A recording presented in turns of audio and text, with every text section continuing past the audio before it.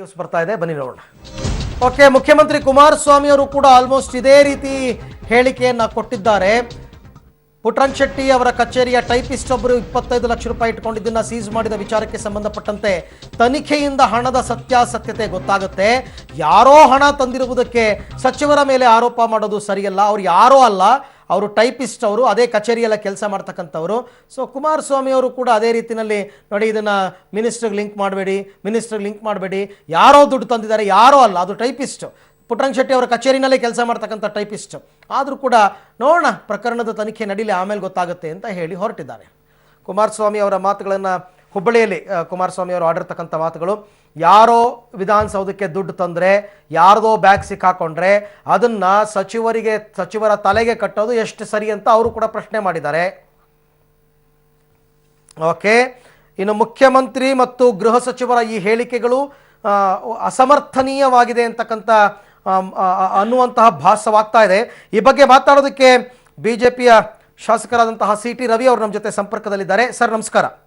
ನಮಸ್ಕಾರ ಸರ್, ಗೃಹ ಸಚಿವರು ಮತ್ತು ಮುಖ್ಯಮಂತ್ರಿ ಕುಮಾರಸ್ವಾಮಿ ಇಬ್ಬರೂ ಕೂಡ ಯಾರೋ ದುಡ್ಡು ತರ್ತಾರೆ, ಅದಕ್ಕೆ ಯಾಕ್ರಿ ನೀವು ಮಿನಿಸ್ಟರ್ ತಲೆ ಕಟ್ತೀರಾ ಅಂತ ಕೇಳಿದ್ದಾರೆ. ತಾವೇನು ಹೇಳ್ತೀರಾ ಸರ್? ರೀತಿಯ ಬೇಜವಾಬ್ದಾರಿ ಹೇಳಿಕೆ ಮತ್ತೆ ಇದೆಲ್ಲ ಮಾಮೂಲಿ ಅನ್ನುವಂತ ಮನಸ್ಥಿತಿಯ ಹೇಳಿಕೆ ಅಂತ ಅನ್ಸುತ್ತೆ. ಇದು ಯಾವ ಮಹಾ ದೊಡ್ಡ ಸಂಗತಿ ಅಂತ ಹೇಳಿ ಅವ್ರ ದೃಷ್ಟಿಯಲ್ಲಿ 25 ಲಕ್ಷ ಚಿಲ್ರೆ ಇದ್ಯಾವ ಮಹಾ ದೊಡ್ಡದು, ಅದಕ್ಕಿಂತ ಜಾಸ್ತಿ ಡೀಲ್ ಮಾಡೋ ನಾವೇ ಆರಾಮಾಗಿದ್ದೀವಿ ಅನ್ನುವಂತ ಮನಸ್ಥಿತಿಯ ಹೇಳಿಕೆ ಇರ್ಬೋದು ಅದು. ಈಗ 25 ಲಕ್ಷ ರೂಪಾಯಿ PAಗೆ ಯಾರು ಸುಮ್ಮನೆ ತಂದು ಕೊಡಲ್ಲ. PA ಡಿಸಿಷನ್ ಮೇಕರ್ ಅಲ್ಲ, ಹೌದು, ಡಿಸಿಷನ್ ಮೇಕರ್ ಮಿನಿಸ್ಟರ್. ಯಾರಾದ್ರೂ ಬಂದು ದುಡ್ಡು ಕೊಡ್ತೀನಿ ಅಂತ ಹೇಳಿದ್ರೆ, ಸುಮ್ಮನೆ ಕೊಡ್ತೀನಿ ಅಂತ ಹೇಳಿದ್ರೆ ಅದು 10 ರೂಪಾಯಿ 20 ರೂಪಾಯಿ 200 500 ರೂಪಾಯಿ ಅಲ್ಲ, 25 ಲಕ್ಷ ಕೊಡ್ತೀನಿ ಅಂದ್ರೆ ಸುಮ್ಮನೆ ಇಸ್ಕೊಳ್ಳೋದಿಕ್ಕೆ ಯಾಕೆ ತಗೋತಾನ ಅವನು? ನಿಜ ನಿಜ. ಹಾಗಾಗಿ ಇದು ಬಹಳ ಗಂಭೀರವಾಗಿರೋ ವಿಷಯ. ತಕ್ಷಣ ಪುಟ್ಟರಂಗ ಶೆಟ್ಟರ್ ರಾಜ್ಯ ಅಂತ ಅವರ ಭಾವನೆ. ಈಗೇನಂದ್ರೆ ಹಿರಿಯಕ್ಕನ ಚಾಳಿ ಮನೆ ಮಕ್ಕಳಿಗೆಲ್ಲ ಅಂತ ಒಂದು ಗಾದೆ ಮಾತಿದೆ. ಈ ದೊಡ್ಡವರು ಅಂತ ಅನ್ಸ್ಕೊಂಡಿರೋರು ಅವರು ಸ್ಟಾರ್ ಹೋಟೆಲ್ ಡೀಲಿಂಗ್ ಸೆಂಟರ್ ಮಾಡ್ಕೊಂಡಿದ್ದಾರೆ. ಈಗ ಅವ್ರ ಕೆಳಗಡೆ ಅವ್ರು ಎಲ್ರೂ ವಿಧಾನಸೌಧನೇ ಡೀಲಿಂಗ್ ಸೆಂಟರ್ ಮಾಡ್ಕೊಂಡ್ಬಿಟ್ಟಿದ್ದಾರೆ. ಕುಮಾರಸ್ವಾಮಿ ಅವರು ಮುಖ್ಯಮಂತ್ರಿ ಆದ ಹೊಸದ್ರಲ್ಲಿ ಹೇಳಿದ್ರು, ಸಿದ್ದರಾಮಯ್ಯನವರ ಸರ್ಕಾರ ಇದ್ದಾಗ ವಿಧಾನಸೌಧದಲ್ಲಿ ಬರೀ ಬ್ರೋಕರ್ಗಳೇ ತುಂಬಿಕೊಂಡಿದ್ರು, ಲಕ್ಷಾಂತರ ಕೋಟ್ಯಾಂತರ ಹಣದ ವ್ಯವಹಾರ ಆಗ್ತಿತ್ತು ಅಂತ. ಈಗೇನು ಹಾಗಾದ್ರೆ? ಈಗೇನೊಂದು ಅದರ ಮುಂದುವರಿಕೆ ಆಗ್ತಾ ಇದೆ. ಇದು ಒಂದು ಶಾಂಪಲ್ ಅಷ್ಟೇ ಸಿಕ್ಕಿರೋದು. ನಡೀತಾ ಇರೋದೇ ಡೀಲಿಂಗು. ಈ ಹೇಗಿದೆ ಅಂತ ಹೇಳಿದ್ರೆ, ಈ ಸರ್ಕಾರದ್ದು ಯಾರಿಗೆ ಎಷ್ಟು ದಿನ ಇರ್ತೀವಿ ಅನ್ನೋ ಗ್ಯಾರಂಟಿ ಇಲ್ಲದೆ ಇರೋದ್ರಿಂದ ಅವರಿಗೆ ಸಮಗ್ರ ಆ ರಾಜ್ಯದ ಅಭಿವೃದ್ಧಿಯ ಚಿಂತನೆಯ ಯೋಚನೆ ಸಹಿತ ಮಾಡ್ತಿಲ್ಲ.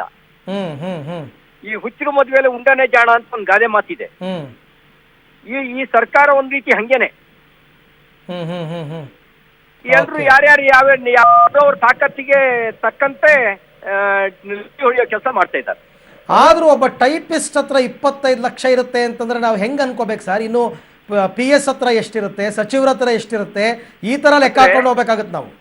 25 ಲಕ್ಷ ಹಣ ಇರೋದನ್ನ, ಈಗ ಒಬ್ಬ ಕಂಡಕ್ಟ್ರು ಅವನೆಲ್ಲಾರು ಒಂದು 100 ರೂಪಾಯಿ ಕ್ಯಾಶ್ ಜಾಸ್ತಿ ಇತ್ತು ಅಂದ್ರೆ ಅವನ್ನ ಸಸ್ಪೆಂಡ್ ಮಾಡ್ತಾರೆ. ಹೌದೌದೌದು, ನಿಜ. 100 ರೂಪಾಯಿ ಕ್ಯಾಶ್ ಜಾಸ್ತಿ ಇದ್ರೆ. ಹೌದು. ಈಗ 25 ಲಕ್ಷ ವಿಧಾನಸೌಧಕ್ಕೆ ಬರುತ್ತೆ ಅಂತ ಹೇಳಿದ್ರೆ ಮಂತ್ರಿ ಇನ್ನೇನ್ ಮಾಡ್ತಾರೆ ಸರ್? ಪುಟ್ಟರಂಗ ಶೆಟ್ಟರ್ ಹೇಳ್ತಾರೆ, ನಾನು ಅವನನ್ನ 3-4 ದಿವಸದಿಂದನೇ ಕೆಲಸದಿಂದ ತೆಗೆದಾಕ್ಬಿಟ್ಟಿದ್ದೆ ಅಂತ. ಕೆಲಸದಿಂದ ತೆಗೆದಾಕಿದ್ರೆ ಈಗ ಅವ್ರು ಯಾಕೆ ಕಚೇರಿಗೆ ಬಂದ್ರು? ಕಚೇರಿನಲ್ಲಿ ಅವ್ರ ಹತ್ರ ಯಾಕೆ 25 ಲಕ್ಷ ಬಂತು ಅಂತ. ಈ CCTV ನೋಡ್ಲಿ, 3-4 ದಿವಸದ ನಂತರ ಅವನು ಅಲ್ಲಿಂದ ವಿಧಾನಸೌಧದಿಂದ ಇಲ್ಲಿಂದ ಬಂದ CCTV ರೆಕಾರ್ಡೇ ಹೇಳುತ್ತಲ್ಲ, ಇವ್ರ ಕಚೇರಿಯಿಂದ ಬಂದನೋ ಎಲ್ಲಿಂದ ಬಂದ ಅನ್ನೋ CCTV ರೆಕಾರ್ಡೇ ಹೇಳುತ್ತೆ. ಅಲ್ಲಿಗೆ ಸಚಿವರಿಗೆ ಅವ್ರ ಕಚೇರಿ ಮೇಲೆನೆ ಹಿಡಿತಾ ಇಲ್ವಾ ಅಂತಾನು ಪ್ರಶ್ನೆ ಬರುತ್ತೆ. ಅದೆಲ್ಲ ಸುಳ್ಳ್ರಿ, ಕಾಗಕ್ಕ ಗೂಪಕ್ಕನ ಕತೆ ಹೇಳೋದು. ಇದು 100ಕ್ಕೆ 100 ಮಂತ್ರಿಗೆ ಸಂಬಂಧಪಟ್ಟ ಹಣ. ಇವ ಈ ದಿನಗೂಲಿ ಮಾಡೋನು ಅವಂದೇ ಆಕ್ರಿ ಆಗತ್ತೆ 25 ಲಕ್ಷ. ಇನ್ನು ಉಳಿದಿದ್ದೆಲ್ಲ ಕಾಗಕ್ಕ ಗೋಪಕ್ಕನ ಕತೆ. ಈಗ ಹೇಳ್ತಾ ಇರೋದು. ಈಗ ಪೊಲೀಸ್ ತನಿಖೆಯಿಂದ ಸತ್ಯಾಂಶ ಬಯಲಾಗುತ್ತೆ ಅಂತ ಅಂತೀರಾ ಸರ್? ಈಗ ನಮ್ಗೆ ಈ ಒಂದು ನ್ಯಾಯಾಧೀಶ ನೇತೃತ್ವದ ತನಿಖೆ ನಡೆಸ್ಲಿ, ತನಿಖೆ ನಡೆಸ್ಲಿ. ತನಿಖೆ ಅಂತೂ ಆಗ್ಬೇಕಲ್ಲ. ಅದೇ ಪೊಲೀಸರೇ ಮಾಡ್ತಾರೆ ಎಂದಿದ್ದಾರೆ. ಅದಕ್ಕೆ ಮುಂಚೆ ಕ್ರಮ ಆಗ್ಬೇಕಲ್ಲ. ಆ ಕ್ರಮಕ್ಕೆ ಮುಂಚೆನೆ ಕ್ಲೀನ್ ಚಿಟ್ ಕೊಡುವ ಕೆಲಸವನ್ನ ಕಾಂಗ್ರೆಸ್ ಜೆಡಿಎಸ್ ಮಾಡಿಬಿಟ್ರೆ ಅವ್ರ ನೇತೃತ್ವದ ತನಿಖೆ ಇನ್ಯಾವ ಪ್ರಮಾಣದಲ್ಲಿ ಇರುತ್ತೆ? Thank U C T Ravi ಅವರೇ, ಥ್ಯಾಂಕ್ ಯು. ಪಬ್ಲಿಕ್ ಟಿವಿ ಜೊತೆ ಮಾತಾಡಿದ್ದಕ್ಕೆ ಧನ್ಯವಾದ.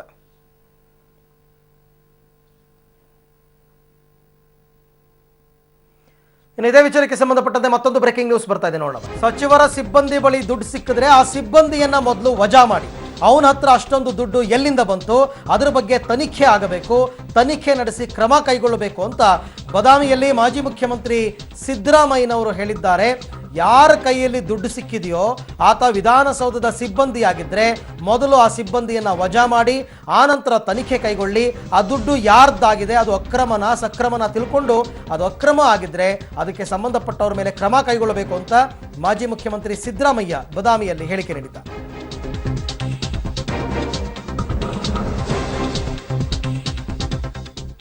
ಇದಕ್ಕೂ ಮುನ್ನ ಸಚಿವ ಪುಟ್ಟರಂಗ ಶೆಟ್ಟರನ್ನೇ ಪ್ರಶ್ನೆ ಮಾಡಿದ್ವಿ ನಾವು. ಅದಕ್ಕೆ ಅವ್ರು ಏನು ಉತ್ತರ ಕೊಟ್ಟರು ಅಂತ ನೋಡೋಣ ಬನ್ನಿ. 5 ಗಂಟೆ 6 ಗಂಟೆಗೆ ನನಗೆ ಈ ವಿಷಯ ಈ ಥರ ಹಿಂದುಳಿದ ವರ್ಗ ಕಲ್ಯಾಣ ಸಚಿವರ ಕೊಠಡಿಯಿಂದ ಯಾರವ್ರ ಸಿಬ್ಬಂದಿ ಮೋಹನ್ ಅನ್ನೋನು ಅವ್ರ ಪಿ ಎ ಅಂತ, ನಾನು ಅಂತ ಅಲ್ಲ ಅವನಲ್ಲ, ಅವನ ಇಬ್ಬರನ್ನ ಒಬ್ಬ ಮಂಜು ಕೃಷ್ಣಪ್ಪನ ಇಬ್ಬರನ್ನು ಸ್ವಲ್ಪ ಅನುಮಾನ ಮೇಲೆ ಅವ್ರನ್ನ ತೆಗೆದಾಕಿದ್ದೀನಿ ಈಗಾಗಲೇ. ನನ್ನದೇ ಶಿವಶಂಕರ ಅಂತ ನನ್ನ ಪಿ ಎಸ್ ಇರ್ತಕ್ಕಂಥದ್ದು. ಆಗ ಇವನು ಟೈಪಿಸ್ಟು ಅಂತ ಅವ್ನು ನಾನು ನೋಡೇ ಇಲ್ಲ. ಇದು ಹೇಳ್ಬೇಕು ಅಂತಂದರೆ ಅವ್ನ ಮುಖನೇ ನೋಡಿಲ್ಲ, ನನ್ನ ಎದುರು ಬಂದು ನಿಂತೂ ಇಲ್ಲ. ಹಾಗಾಗಿ ಈ ವಿಷಯ ನನಗೆ ಗೊತ್ತಿಲ್ಲ.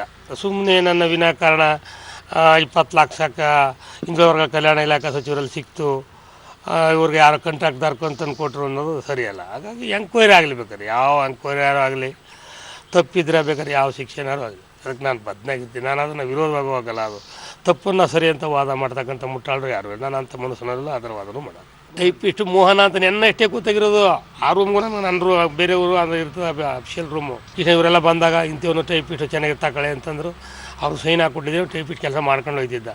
ನೆನ್ನೆ ಎಷ್ಟೇ ಇದೆಯಲ್ಲ, ನಾನು ಇಲ್ಲೂ ಇಲ್ವಲ್ಲ, ನಾನು ನಗರದಲ್ಲಿದ್ದೀನಿ. ಮೋಹನ ಟೈಪಿಸ್ಟ್ ಆಗಿ ಇನ್ನೇ ನಾನು ಸಚಿವನಾದಾಗಲಿಂದ ಈ ಥರ ಇಂತಾರೆ ಅಲ್ಲಿ ಒಂದು ನಾನು ನೋಡಿಲ್ಲ ಅವನು. 5 ಗಂಟೆ 6 ಗಂಟೆಗೆ ನನಗೆ ಈ ವಿಷಯ ಈ ಥರ ಬಾದಾಮಿ ಕ್ಷೇತ್ರದ ಪ್ರತಿನಿಧಿಯಾಗಿ ಕಳಿಸವ್ರೆ. ನನಗೆ ನನ್ನ ಜವಾಬ್ದಾರಿ ನಿರ್ವಹಿಸಬೇಕಲ್ಲಪ್ಪ. ಆ ಹಿನ್ನೆಲೆಯಲ್ಲಿ ತಾವು ಏನ್ ಕನಸು ಕಟ್ಕೊಂಡು ಅಥವಾ ಇಲ್ಲಿ ಏನ್ ಅಭಿವೃದ್ಧಿ ಮಾಡ್ಬೇಕು ಅನ್ನೋ ವಿಚಾರ ಇಟ್ಕೊಂಡು ಎಲ್ಲ ಪ್ಲಾನ್ ಹಾಕೊಂಡಿದ್ರಿ ಸಾಹೇಬ್ರ? ಸ್ವಲ್ಪ ಹೇಳ್ರಲ್ಲ. ಇದು ಒಂದು ಪ್ರವಾಸೋದ್ಯಮ ಕೇಂದ್ರವಾಗಿ ಅಭಿವೃದ್ಧಿ ಆಗಬೇಕು. There is lot of potential. ಪ್ರವಾಸಿ ಕೇಂದ್ರ ಆಗಲಿ. ಈಗ ಹಂಪಿನಲ್ಲಿ ಬರೋಷ್ಟು ಪ್ರವಾಸಿಗರು ಇಲ್ಲಿ ಬರ್ತಾ ಇಲ್ಲ. ಗೊತ್ತು ದುಡ್ಡು ಏನೋ ತನಿಖೆ ಆಗಬೇಕು. ಆಮೇಲೆ ಮೊಕದ್ದಮೆ ದಾಖಲು ಮಾಡಬೇಕು. ಅವನು ಅವ್ರ ಹತ್ರ ಕೆಲಸದಲ್ಲಿ ಇದ್ದಾನೆ ಇಲ್ಲೋ ಗೊತ್ತಿಲ್ಲ ನನಗೆ. ಕೆಲಸದಲ್ಲಿದ್ರೆ ಇಮಿಡಿಯೇಟ್ ಆಗಿ ಅವ್ನು ಡಿಸ್ಮಿಸ್ ಮಾಡ್ಬೇಕು ಅಲ್ಲಿಂದ. ಆಮೇಲೆ ತನಿಖೆ ಆಗಬೇಕು. ಗೊತ್ತು ದುಡ್ಡು ಏನೋ ತನಿಖೆ ಆಗಬೇಕು. ಆಮೇಲೆ ಮೊಕದ್ದಮೆ ದಾಖಲು ಮಾಡಬೇಕು. ಅವನು ಅವ್ರ ಹತ್ರ ಕೆಲಸದಲ್ಲಿ ಇದ್ದಾನೆ ಇಲ್ಲೋ ಗೊತ್ತಿಲ್ಲ ನನಗೆ. ಕೆಲಸದಲ್ಲಿದ್ರೆ ಇಮಿಡಿಯೇಟ್ ಆಗಿ ಅವ್ನು ಡಿಸ್ಮಿಸ್ ಮಾಡ್ಬೇಕು ಅಲ್ಲಿಂದ. ಆಮೇಲೆ ತನಿಖೆ ಆಗಬೇಕು. ಗೊತ್ತು ದುಡ್ಡು ಏನೋ ತನಿಖೆ ಆಗಬೇಕು. ಆಮೇಲೆ ಮೊಕದ್ದಮೆ ದಾಖಲು ಮಾಡಬೇಕು. ಅವನು ಅವ್ರ ಹತ್ರ ಕೆಲಸದಲ್ಲಿ ಇದ್ದಾನೆ ಇಲ್ಲೋ ಗೊತ್ತಿಲ್ಲ ನನಗೆ. ಕೆಲಸದಲ್ಲಿದ್ರೆ ಇಮಿಡಿಯೇಟ್ ಆಗಿ ಅವ್ನು ಡಿಸ್ಮಿಸ್ ಮಾಡ್ಬೇಕು ಅಲ್ಲಿಂದ. ಆಮೇಲೆ ತನಿಖೆ ಆಗಬೇಕು. ಗೊತ್ತು ದುಡ್ಡು ಏನೋ ತನಿಖೆ ಆಗಬೇಕು. ಆಮೇಲೆ ಮೊಕದ್ದಮೆ ದಾಖಲು ಮಾಡಬೇಕು. ಅವನು ಅವ್ರ ಹತ್ರ ಕೆಲಸದಲ್ಲಿ ಇದ್ದಾನೆ ಇಲ್ಲೋ ಗೊತ್ತಿಲ್ಲ ನನಗೆ. ಕೆಲಸದಲ್ಲಿದ್ರೆ ಇಮಿಡಿಯೇಟ್ ಆಗಿ ಅವ್ನು ಡಿಸ್ಮಿಸ್ ಮಾಡ್ಬೇಕು ಅಲ್ಲಿಂದ. ಆಮೇಲೆ ತನಿಖೆ ಆಗಬೇಕು. ಮಾಜಿ ಮುಖ್ಯಮಂತ್ರಿ ಸಿದ್ದರಾಮಯ್ಯನವರು ತಮ್ಮ ಕ್ಷೇತ್ರ ಬದಾಮಿಯ ಪ್ರವಾಸದಲ್ಲಿದ್ದಾರೆ. ಆ ಸಂದರ್ಭದಲ್ಲಿ ಈ ವಿಚಾರವನ್ನು ಮಾಧ್ಯಮದವರು ಕೇಳಿದ್ದಾರೆ. ಸರ್, ಪುಟ್ಟರಂಗ ಶೆಟ್ಟಿ ಅವರ ಕಚೇರಿಯಿಂದ 25 ಲಕ್ಷ ಜಪ್ತಿಯಾಗಿದೆಯಲ್ಲ, ಇದ್ರ ಬಗ್ಗೆ ತಾವೇನು ಹೇಳ್ತೀರಾ ಅಂತ. ಅದಕ್ಕೆ ಮೊದಲು ಆ ದುಡ್ಡು ಯಾರದ್ದು ಏನು ಎತ್ತ ಅಂತಕ್ಕಂಥದ್ರ ಬಗ್ಗೆ ತನಿಖೆ ಆಗಬೇಕು. ಮೊದಲು ಆತನನ್ನು ಆ ಕೆಲಸದಲ್ಲೇ ಇದ್ದರೆ ಮೊದಲು ಅವನನ್ನು ಡಿಸ್ಮಿಸ್ ಮಾಡಿ ಅವನ ಮೇಲೆ ಮೊಕದ್ದಮೆ ದಾಖಲು ಮಾಡಿ ಎನ್ಕ್ವೈರಿ ಆಗಬೇಕಾಗುತ್ತೆ. ಎನ್ಕ್ವೈರಿ ಆದಾಗ ಗೊತ್ತಾಗುತ್ತೆ ಆ ದುಡ್ಡು ಯಾರದ್ದು ಏನು ಎತ್ತ ಅಂತಂದ್ಬಿಟ್ಟು ತಪ್ಪಿತಸ್ಥರ ವಿರುದ್ಧ ಕ್ರಮ ಕೈಗೊಳ್ಳಬೇಕು ಅಂತ ಸಿದ್ದರಾಮಯ್ಯನವರು ಹೇಳಿದ್ದಾರೆ. ಸಿದ್ದರಾಮಯ್ಯನವರ ಅತ್ಯಂತ ಆಪ್ತರಲ್ಲಿ ಪುಟ್ಟರಂಗ ಶೆಟ್ಟಿ ಅವರು ಕೂಡ ಒಬ್ಬರು. ಪುಟ್ಟರಂಗ ಶೆಟ್ಟಿ ಅವರು ಚಾಮರಾಜನಗರ ಜಿಲ್ಲಾ ಉಸ್ತುವಾರಿ ಸಚಿವ, ಜೊತೆಗೆ ಪುಟ್ಟರಂಗ ಶೆಟ್ಟಿ ಅವರು ಸಿದ್ದರಾಮಯ್ಯನವ್ರ ಜೊತೆನಲ್ಲೇ ಗುರುತಿಸ್ಕೊಂಡಂಥವರು. ಸೊ ಸಿದ್ದರಾಮಯ್ಯನವರು ಈ ರಿಯಾಕ್ಷನ್ ಕೊಡಬೇಕಾದ್ರೆ ಅದಕ್ಕೂ ಕೂಡ ಒಂದು ಮಹತ್ವ ಇರುತ್ತೆ. ಯಾಕೆಂತಂದರೆ ಗೊತ್ತಿರುತ್ತೆ, ಎಲ್ಲ ಕಡೆ ಹಾಗೆ ಬರ್ತಾ ಇರುತ್ತೆ ಪುಟ್ಟರಂಗ ಶೆಟ್ಟಿ ಅವರು ಸಿದ್ದರಾಮಯ್ಯನವರ ಬಂಟ ಅಂತ. ಸೊ ಹಾಗಾಗಿ ಅವರು ಮಾತನಾಡಿರ್ತಕ್ಕಂಥದ್ದು ತನಿಖೆ ಆಗಲಿ, ತಪ್ಪಿತಸ್ಥರಿಗೆ ಶಿಕ್ಷೆ ಆಗಲಿ ಅಂತ.